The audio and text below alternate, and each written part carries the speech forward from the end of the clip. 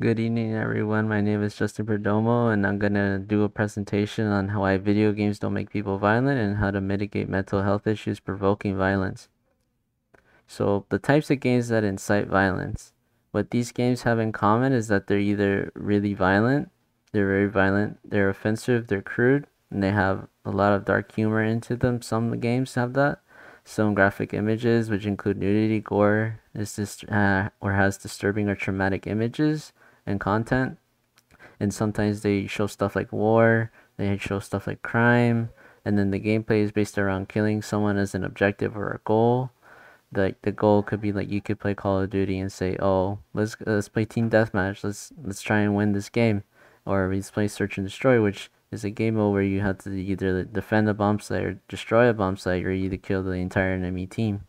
And which the games recreate war, crime, or local violence, domestic violence, or offensive themes and stereotypes inside the game. So my reason being is why video games are getting linked with violence all the time. Well, the main reason is because of school shootings. Like some school shooters, sometimes after they do the violence, the school shooting, they usually correlate stuff with video games, like linking to their violence. Like they say, "Oh, I got an idea from this game," or "I want to recreate the stuff in this game." Like from New York Post, the Jesse O'Neill journalist says, the school shooters make a statement that they recently got an idea or wanted to create or recreate that they saw in the video game after the shooting occurs, which prompts the government to blame the incident on games when it really wasn't the games, it was the person, which I totally agree with because the government pointing their fingers at whatever the Xbox controller is sweating is to stop inciting violence in school shootings, in which the violence in the games influence people to do this type of violence and the type of content inside games to correlate with the crime and violence, but I don't think it's like that. That's why I'm going to mental health and aggression. Is the video games correlating with the mental state of someone and provoking aggression? So like most of the school shooters, they have a lot of serious mental health issues, and then they have all this anger bottled up inside against someone inside of the school or someone that they want to go after, and then they recreate the violence that they see in video games after the shooting. And like by Craig A. Anderson, PhD, and Karen E. Dale, PhD, from the APA, the American Psychological Association, that one study reveals that young men who are habitually aggressive may be especially vulnerable to the aggression-enhancing effects of repeated exposures to violent games. But I don't think that's true. And from Alex Hearn, a journalist in the Guardian News in New Zealand, his rebuttal is one common argument for a negative effect of gaming is that small harms can accumulate over time, which is that argument.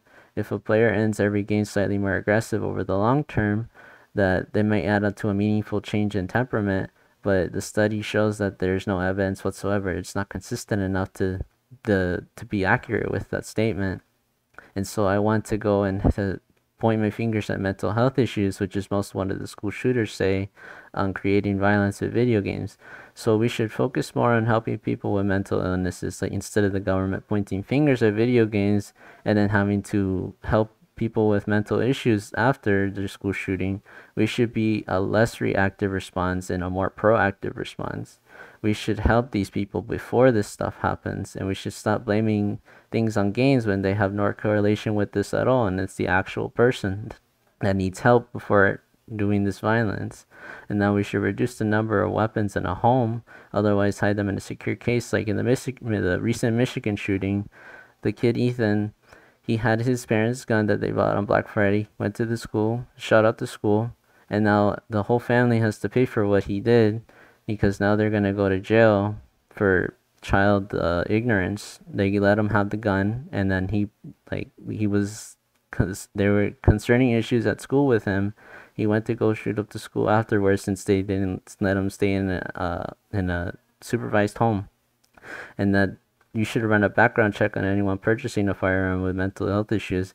And like the Stoneman Douglas shooting with Nicholas Cruz, they raised the gun age law to 21 so that anyone at that age that lower couldn't buy a gun, and that they would have a mental health check to check on them so that they wouldn't purchase a firearm for that kind of violence. And that you should talk to anyone dealing with stress, emotions, or even if they're having an off day, because this could change the outcome of someone's life or actions. So you could do this with a friend that's dealing with some stress, like after a breakup, after like school, or job issues, you could talk to them and that could change their life forever. And that you may offer assistance to someone who may have help if you have time for it, like a new friend, a close friend, your family, anyone, because this can happen to anyone, and they might have this like sort of implementation to do this type of stuff to cope with it. But that's not really okay because you're hurting other people that way.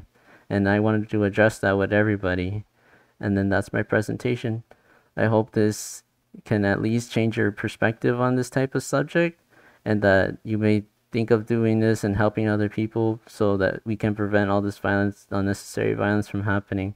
And I hope everyone has a great evening and hope you have a good break. Bye.